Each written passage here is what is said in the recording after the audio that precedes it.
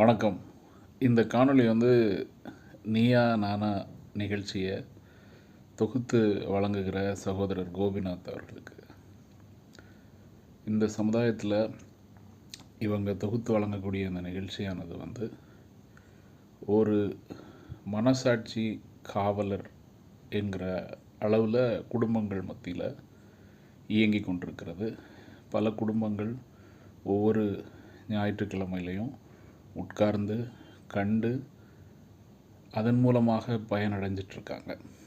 இதில் சகோதரருக்கு நான் சொல்ல விரும்புகிறது என்னென்னா, அவங்க பல வருடங்களாக அதை செஞ்சிட்ருக்காங்க.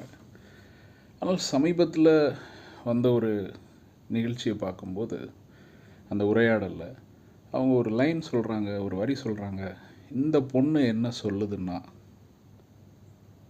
இந்த பையன் என்ன சொல்லுதுன்னா அப்படி நம்ம கேட்குறதில்ல.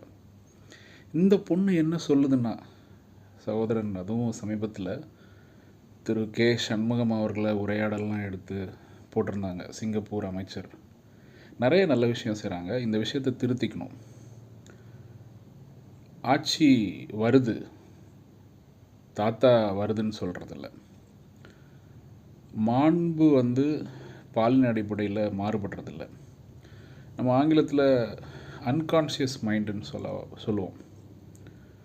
நமக்கு தெரியாது, ஆனால் நமக்கு கேட்டால் என்ன சொல்லுவோன்னா, நான் இன்டென்ட் பண்ணலை, நான் மாண்பில் குறைச்சி அவங்கள பேசலை, அது இதுன்னு பேசும்போது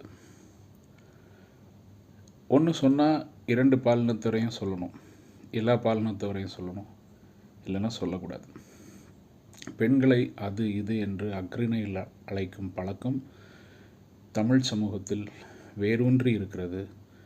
இந்த இழிநிலை ஒழிக்கப்பட வேண்டும். அதில் தொகுத்து வழங்கும் ஆசிரியர்கள் முக்கிய பங்கு வகிக்கிறீங்க.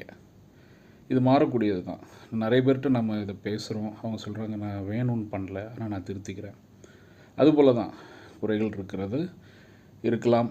இதை சுட்டி காட்ட வேண்டும் என்று எனக்கு தோன்றியது. இது கண்டிப்பாக நீங்கள் சரி பண்ணிடுவீங்க. ஏன்னா நீங்கள் உட்கார்ந்து யோசிச்சிங்கன்னா இது ஈஸியாக சரி பண்ணிடுவீங்க.